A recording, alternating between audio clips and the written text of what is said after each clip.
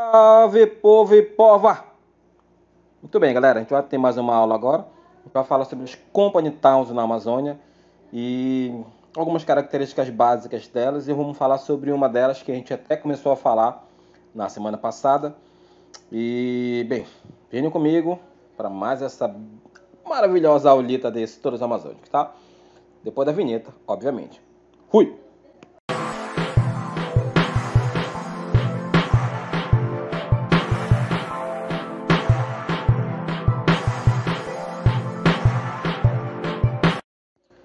Muito bem, galerinha.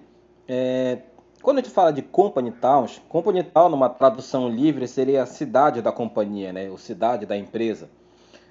Então, quando a gente fala nesse tipo de projeto, a gente fala sabe, cidades planejadas por empresas, tá? Que isso começou, na verdade, lá nos Estados Unidos, né? Quando empresas bem grandes mesmo tentavam economizar custos, né, com o deslocamento de funcionários e tudo mais. Então, eles construíam verdadeiras cidades no entorno das próprias fábricas, né, da indústria, da empresa de modo geral.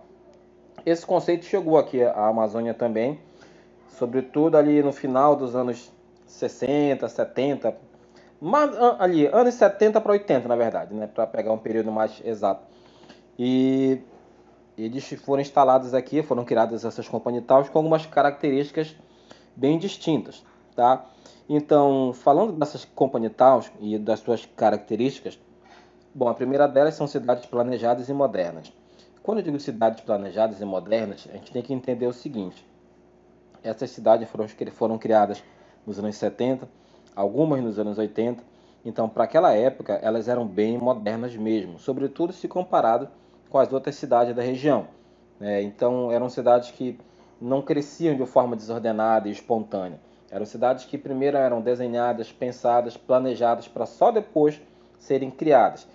E como elas serviam de apoio aos grandes projetos, elas eram cidades que tinham um objetivo muito claro ali: servir de moradia para os funcionários, servir de ponto de apoio para que as empresas pudessem receber visitantes, que as empresas pudessem, sabe, organizar melhor o seu quadro de funcionários, maquinário e uma série de outras, sabe, necessidades que as empresas poderiam ter. Então, as cidades planejadas na Amazônia, as company towns, elas serviam basicamente de apoio a esses grandes projetos. Tanto o apoio logístico, né, quanto o apoio ali sabe, facilitar a vida do seu funcionário que estaria próximo ali do trabalho. Como elas eram cidades da companhia, o controle da empresa era direto, tá? A empresa mandava de forma direta ou indireta, tá? Por exemplo, quando a gente fala de forma indireta, a empresa, a companhia tal, às vezes ela era instalada nas proximidades de alguma cidade que tinha um prefeito e tudo mais. Porém, como essas companhias tal, elas eram pertencentes a empresas muito ricas, essas empresas, a partir da força do dinheiro, conseguiam ali fazer com que o prefeito sancionasse algumas leis, que o prefeito, de certa forma, aliviasse ali alguma situação, para que a companhia tal pudesse funcionar sem ninguém incomodar. E dentro da companhia tal, dentro da cidade mesmo, aí que a empresa mandava em tudo. Quando eu digo tudo, cara, tipo, a igreja era da companhia, a escola era da companhia, os serviços de limpeza, tudo funcionava em torno do que a empresa queria e a empresa mandava absolutamente em tudo. Essas comunidades elas também eram marcadas por um certo isolamento, tanto geográfico quanto social. Vamos lá explicar a diferença de um para outro. Quando eu digo isolamento geográfico, é que elas costumavam ficar em áreas bem isoladas, mesmo bem afastadas das cidades. Tá? Era comum que essas company towns fossem em áreas bem afastadas, porque elas precisavam de um grande espaço, de uma área bem grande para a construção das casas, da própria fábrica e do resto da infraestrutura que essa cidade precisaria para funcionar, né? Como eu disse, igrejas, escolas, sabe, postos de saúde, hospitais, essas questões que toda cidade precisa. Então, por conta dessas necessidades, as companhias elas eram quase sempre, né, via de regra, em locais mais afastados. Por isso esse isolamento geográfico. E quando eu falo isolamento social, é porque não era todo mundo que podia entrar nessas company towns. Normalmente, elas eram destinadas apenas a quem trabalhava na empresa ou trabalhava para a empresa, alguém que estava ali de certa forma ligado à empresa. Você não podia simplesmente pegar a sua casa e vender para outra pessoa de fora, Até porque a casa não é tua, a casa é da empresa. Tu mora lá enquanto tu trabalha para a empresa. Se tu for demitido, tu vai embora e a casa fica. Então, esse isolamento social se dava porque não era permitido que outras pessoas de fora da companhia tal, de fora da empresa, por assim dizer, né, pudessem viver ali, pudessem ter uma casa como a gente pode fazer em outras cidades ditas normais. Além disso, como essas cidades elas eram planejadas e modernas, elas eram marcadas por um alto padrão de vida, sabe? Era muito uma coisa assim bem impressionante para a época, porque eles tinham certas tecnologias que demorou bastante tempo para chegar em outras cidades, até mesmo nas chamadas metrópoles amazônicas, né? Belém, Manaus, São Luís, no Maranhão. E essa modernidade, ela era, digamos, até de certa forma, um trunfo para as empresas poderem atrair bons funcionários para trabalhar lá com eles, porque essas empresas elas ofereciam esse alto padrão de vida. Quando eu digo alto padrão de vida, eu quero dizer que a coleta de lixo funcionava, as ruas eram limpas, a energia elétrica era eficaz. Inclusive, tinha casos de que havia energia elétrica na companhia e tal, mas não havia no entorno, não havia nos arredores, né? Enquanto que os outros viviam no escuro, o pessoal da companhia e tal vivia ali, sabe, com energia elétrica bem abastecida. Água limpa, médicos, eles tinham certos tratamentos médicos que demorou bastante tempo para chegar nas outras cidades. Então o padrão de vida lá era bem elevado, até porque os salários eram muito altos, né? E a empresa ela fornecia toda a infraestrutura que essas pessoas precisavam. Isso, claro, para os funcionários do alto escalão. A peãozada tinha uma vida ali boa também, mas, claro, menos do que os diretores, do que o pessoal que fazia parte da liderança da empresa. Com isso, agora há pouco eu falei sobre isolamento social, era comum que as pessoas queriam trabalhar na companhia tal, queriam viver na companhia tal, mas não era para todo mundo, era uma coisa bem seletiva. E com isso, então, começaram a surgir cidades paralelas ali no entorno, começaram a surgir outras cidades que ficavam ali perto dessas companhias tal. E a partir daí, alguns até viraram município, como é o caso de Laranjal do Jari, no Amapá. Outros viraram favelas, sabe? Como é o caso do Beiradão, lá também, né? Lá no Amapá. E essas cidades foram, sabe, crescendo de forma desordenada.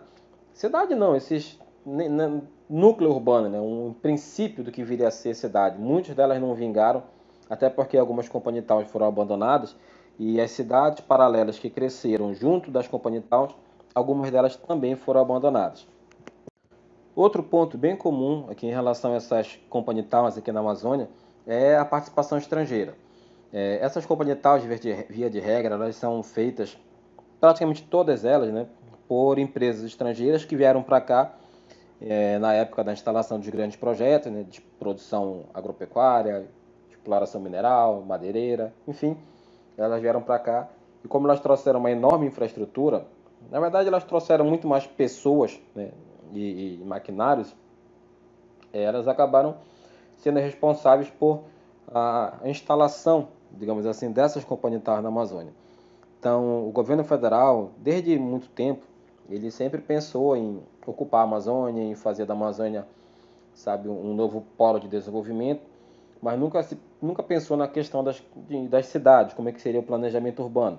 Então, as companhias TAUs, elas surgiram por conta da iniciativa dessas empresas privadas que eram estrangeiras, tá? Eram não, são estrangeiras ainda hoje. Algumas dessas companhias TAUs não existem mais, são fantasmas, como é que a gente vai ver daqui a pouco, mas outras continuam funcionando, ainda ligado à administração das empresas, porém com uma série de benefícios dados pelo poder público, né? Seja o governo do estado, seja a prefeitura, enfim, essas empresas elas são públicas quando essas empresas não, as cidades, elas são públicas quando é preciso que a prefeitura faça alguma coisa, mas na hora de dividir os lucros, elas são privadas, elas pertencem à companhia. Então perceba que aí não tem nenhum otário, todo mundo ali está só querendo, digamos, o, o, o seu lucro, o seu ganho, e quem perde com isso quase sempre é o pobre, digamos assim, morador do município, que se vê com vontade de morar na companhia tal, porque lá é tudo bonitinho, mas não tem vez porque é um lugar bem restrito. E só para a gente finalizar, elas também estavam muito associadas à questão das estradas, das ferrovias. Essas estradas e ferrovias elas surgiram aqui na Amazônia para também servir, digamos, de ponto de apoio para os grandes projetos que vieram para cá, para as grandes empresas. E as companhitaus elas acabaram se situando bem próximo dessas estradas e ferrovias, até porque como essas cidades elas foram feitas para servir de apoio aos grandes projetos também, para servir de base de moradia, de base ali logística para as grandes empresas, elas acabavam se beneficiando também dessa proximidade, porque a produção tinha que ser escoada dali rapidamente para ser levada ao mercado externo, para ser vendida para a Europa, para os Estados Unidos, enfim, para a Ásia, Japão principalmente.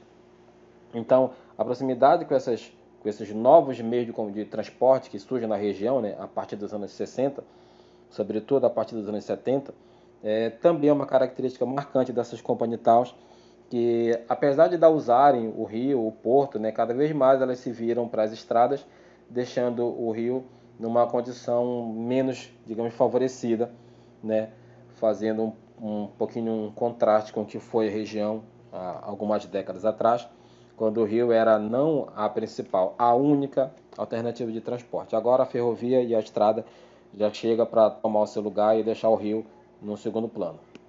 Quando eu te falo em companhital, né, quem manja um pouquinho do assunto tem na sua cabeça uma imagem parecida com essa, né? Você percebe que lá no fundo, lá atrás, tu tem a empresa e mais aqui à frente, nesse primeiro plano, tu tem as casas todas bonitinhas, arrumadinhas, ruas bem feitas.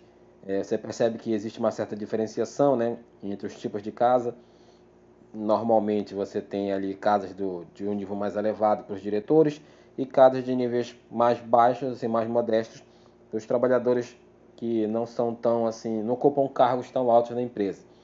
Então, esse é um modelo assim, bem característico do que é uma companhia tal, né? A companhia lá atrás, a empresa aqui a rua, a rodovia passando aqui no lado direito, lá no canto alto direito, e mais ali na frente o rio. Ou seja, você tem nesse caso duas formas de escoar a produção, seja pelo transporte no rio ou pelo transporte da rodovia que passa ali no canto alto. Muito provavelmente essa cidade que ainda teria uma ferrovia para servir também como uma terceira alternativa para o escoamento da produção. No entanto, o padrão que se estabeleceu na Amazônia nem sempre foi assim, né? Não é exatamente assim. Aliás, muito pelo contrário, quando se fala em companhital, né, na Amazônia, a primeira imagem que vem à mente, acho que talvez de muita gente, de forma até preconceituosa, é essa aqui. Pois é, muita gente ainda vê a região como aquela situação de atraso, de uma visão preconceituosa, carregada de estereótipos que nada tem a ver com o que é a região norte, né, com o que é a Amazônia atualmente. Mas é claro que isso passa longe de ser o que é uma companhia tal na Amazônia.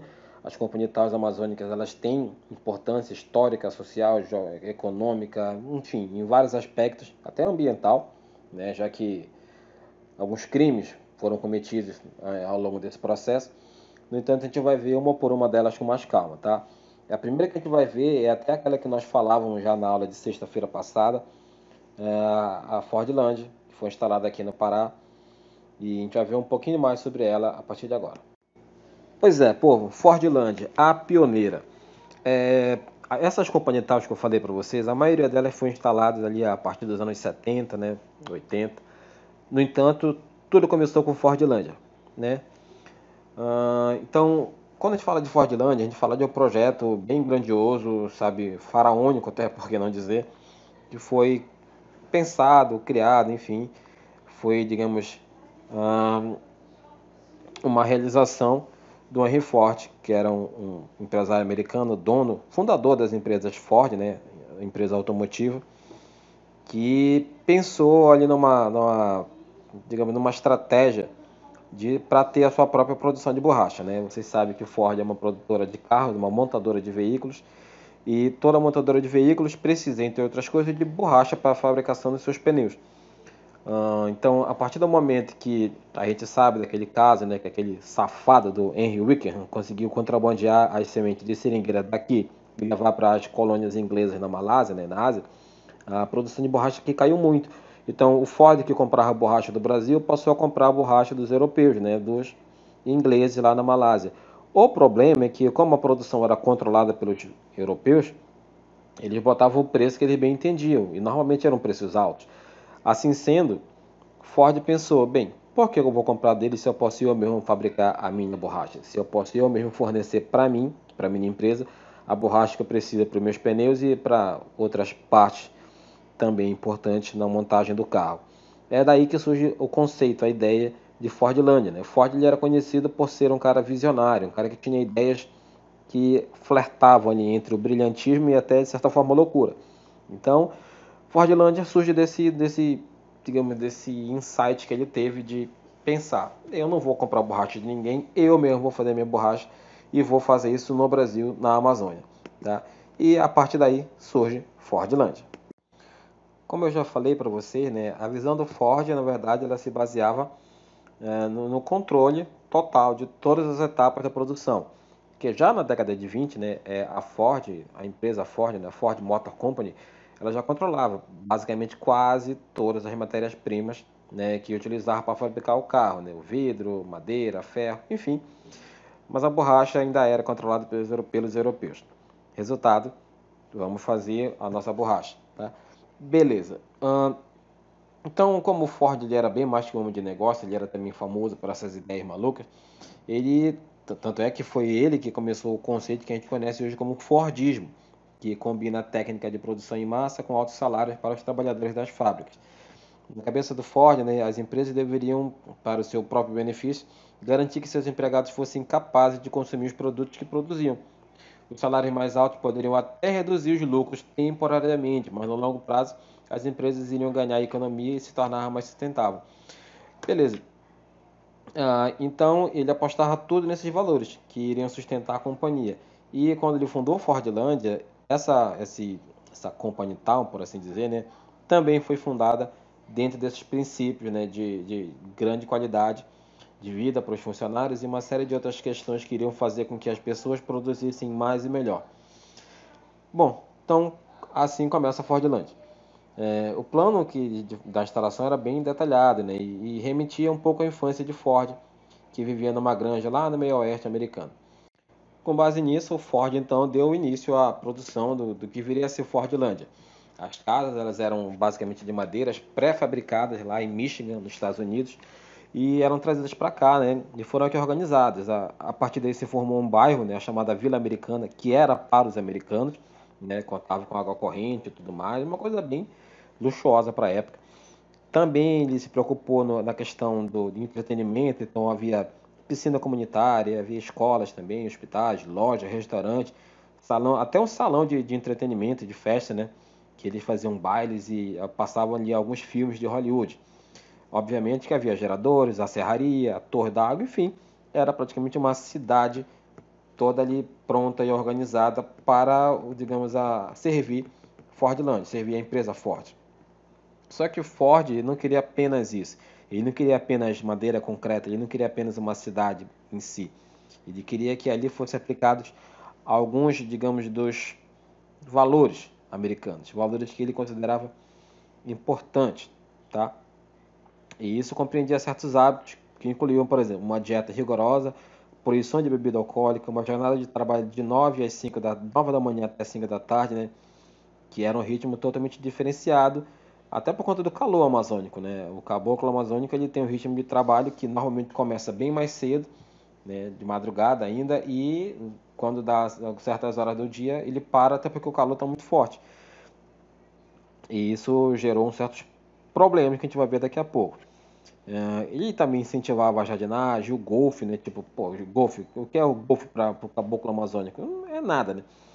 E tinha quadrilha de country americano, né? Agora vê. Aqui na Amazônia o cara querendo botar essas paradas. Mas enfim, esse transporte cultural, esse transplante cultural, vamos dizer assim, né? Causou muitos problemas, né, ao longo desses 17 anos que Fordlândia pertenceu a Henry Ford.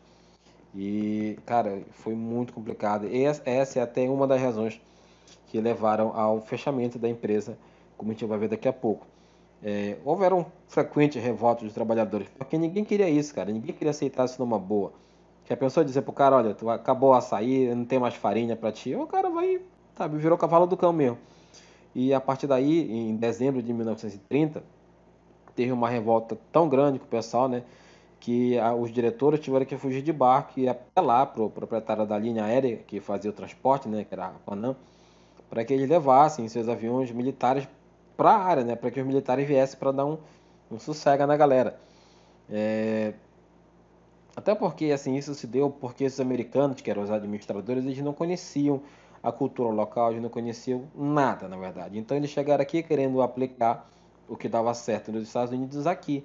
E isso é coisa que está fadada ao fracasso. Da mesma forma, se os brasileiros fossem daqui para implementar a sua rotina de trabalho, sabe o seu jeito, os americanos também iria dar errado. E dito certo, não podia dar outro resultado que não esse, né? Conflitos e problemas para o Henry Ford resolver. Enfim, como vocês podem perceber, era muita confusão. Para vocês terem uma ideia, só nos 2 primeiros anos, né, a cidade teve vários gerentes. Alguns deles não conseguiram se adaptar às condições da Amazônia e sofreram crises nervosas, sabe, tiveram ataques de nervo. Enfim, um deles se afogou durante uma tempestade, né, no rio. O outro foi embora porque 3 de seus filhos acabaram morrendo de doenças tropicais, né, como malária, dengue, essas coisas. Enfim, é muito complicado mesmo você vir de um local que é totalmente diferente e se adaptar assim, de uma forma que seja satisfatória.